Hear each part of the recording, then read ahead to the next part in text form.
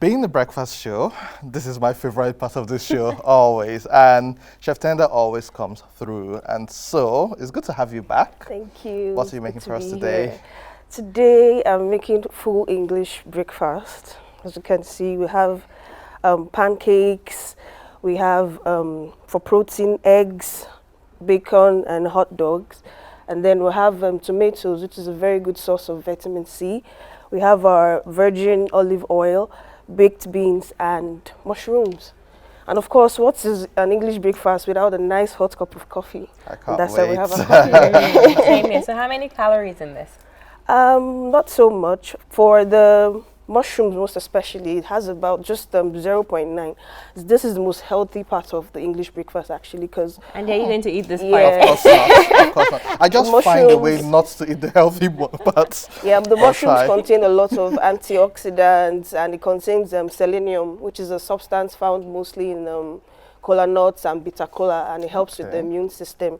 So out of the whole English breakfast, the mushrooms are very important, and then the proteins for energy I'll think for the about day. it. So Now you consider. Yes, I will. Awesome. So as for the pancakes, so I've been doing this low carb, you know, trying to get my, weight together. So is there any alternative measure, like a low carb measure? yes, that's why we have the olive oil instead of using fatty oils. Okay. We use olive oil. Has the lowest amount of cholesterol for oils, and it's actually healthy. It's healthy oil.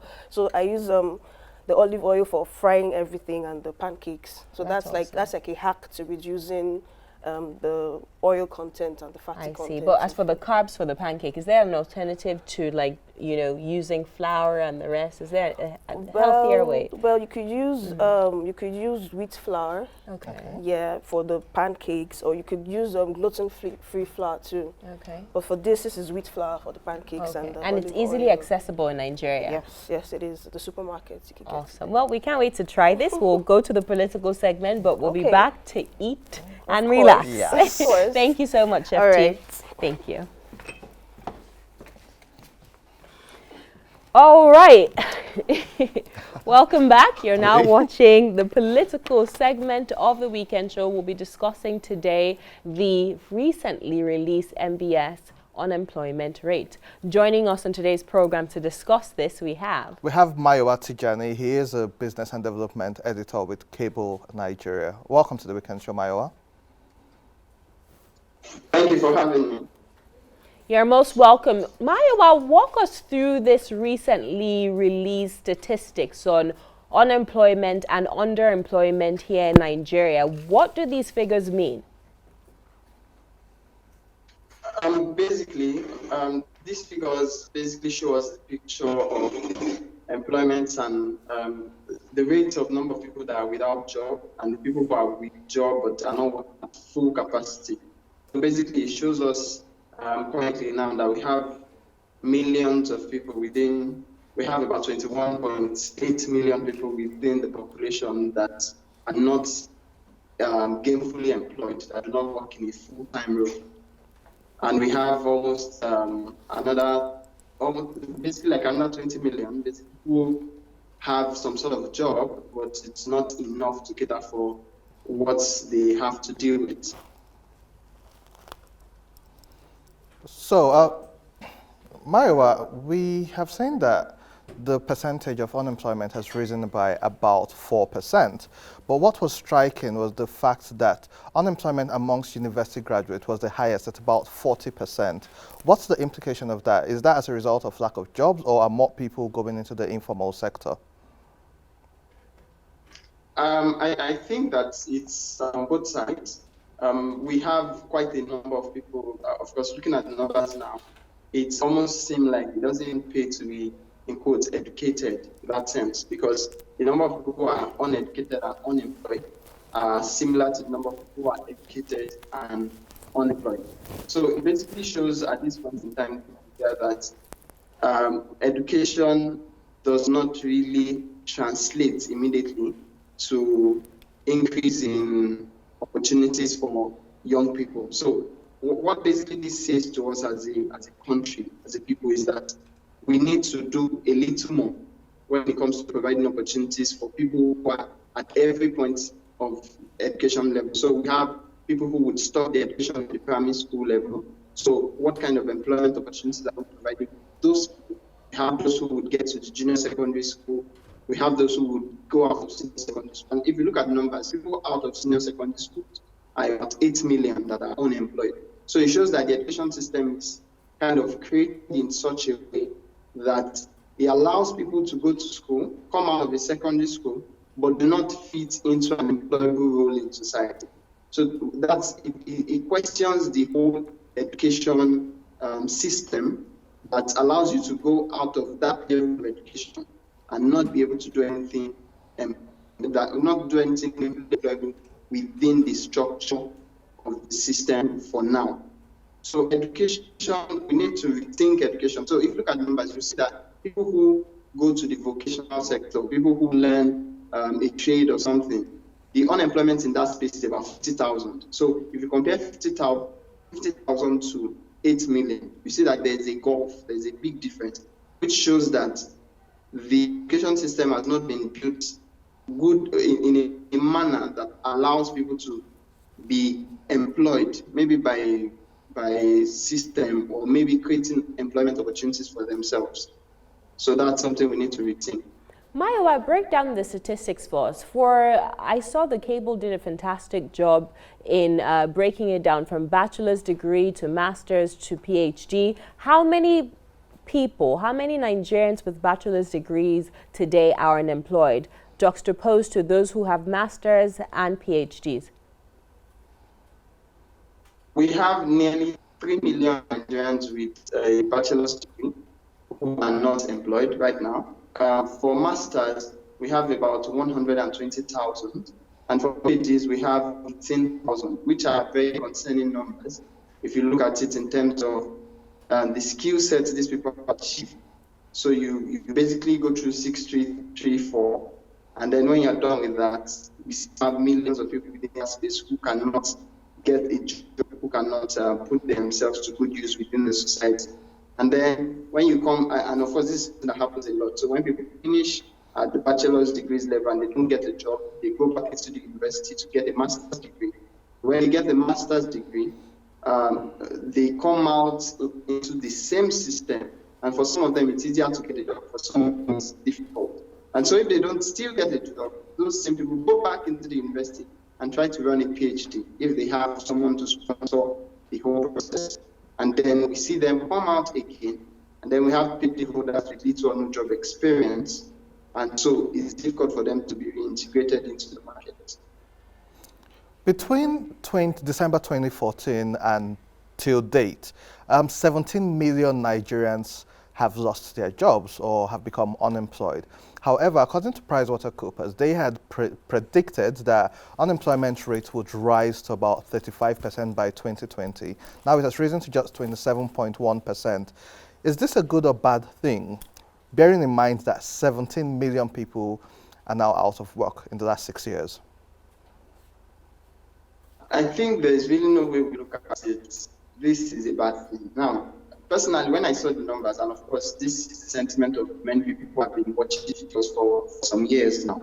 When we saw the number, we were a little bit bothered in the sense that a lot was expected more. For example, my prediction was that there were going to be like 28 million unemployed people within the country. Of course, when the numbers came out, it was just barely less than 2 million.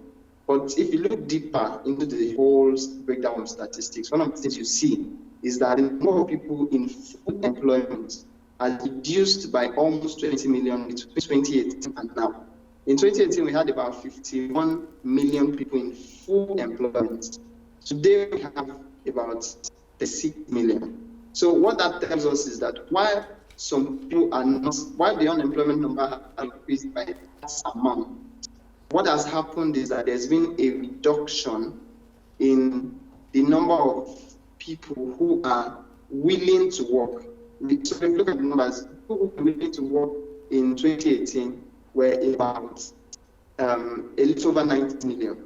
People who are willing to work in 2020 are just about 80 million. So it means about 10 million people within 2018 and now have decided that I don't want to work. So that's where the problem is. Why are people deciding to make a decision to stop working? Why are people saying that, I'm tired of this system, I don't want to work, I don't want to be part of economic activity, productive activity within the context? So that's where the problem is, and it's something that I need to look into a little closely. Let's talk about underemployment now, because we know that a lot of people come out to the workforce, they're not finding jobs, so they pick a career or a job that is not necessarily what they studied, and it's usually an underpaid and undervalued job. So reel out the statistics for us. How many Nigerians are underemployed? Currently, I think we have about 28% of the working population are underemployed now. And of course, that's a lot more than we had in 2018 and a lot more than we had in recent history. So a lot of Nigerians still want to work, but they are not getting the kind of work that would make us categorize them as employed. Now, there's one interesting revelation that I found in the report, and is the fact that I know the government has said that they are investing a lot into farming, and a lot of people are going into farming and all that. But the report says that if a farmer farms only during wet season, that you plant only during the wet season, you cannot be considered as employed. So if we say that we've created 7 million jobs for farmers in Nigeria, if those farmers are not equipped to be able to work across every season, then those farmers would basically be categorized as not being fully employed. So a lot of people are within the category of being saying they are underemployed because they are not producing at the rate that we would be able to consider. So for example, it has to be about over 40 hours a week. And a lot of people in Nigeria, even people who have a job, who are working less than 40 hours a week, can be considered as underemployed. Finally, Mayowa, before we let you go, we've noticed that 9.56 million males, as opposed to 12.2 million females, are unemployed in Nigeria. Why do you think there's this gender disparity? If you look at the numbers, I think that it's bigger than that. So, for example, one of the things that the report says is that in systems where there are a lot of, in cultures where there is a belief that women should not work, where there is this tendency of men to say, I want wife to be a housewife and not participate in economic activity. In those systems, those people are not even calculated as unemployed, they are calculated as not willing to work. So if you add those numbers, I'm sure we are looking at 15 million or something like that. So there's a lot of cultural perspective to that. I think in our cultural context, a lot of men do not want their women to work, whilst in some other places there's gender challenges in the workplace where a certain group of people believe that women should not occupy certain roles, women should not do this, women should not engage in hard labor, women should not. So with all of that in place, the places where women would get a job, for example, if it's a building construction site and they have like 20 men working on that field, you probably have like 1 or 2 women, maybe selling food or basically doing what we call like less energy intensive jobs. So with that kind of disparity across various sectors within the economy, it cuts down opportunities that women have. So it boils down at the end of the day to how we treat men within this particular society. And of course, this is an historical situation. The number of men in employment has always been more than the number of women in employment, even though the number within the system itself is close. I feel like if we want to deal with this kind of problem, we have to start looking at it to say, how do we correct this cultural mindset that says that there's a certain kind of job that women have, so that opportunities don't have available to them. So that's basically what happens across various sectors. reduce employment opportunities for women. Thank you so much, Mayowa Tijani, Business and Development Editor at the Cable Online Newspapers. That's a fine place to leave it. We'll take a short break right now. When we return, the electoral reform segment of the weekend show with Ario Dari. Don't go anywhere.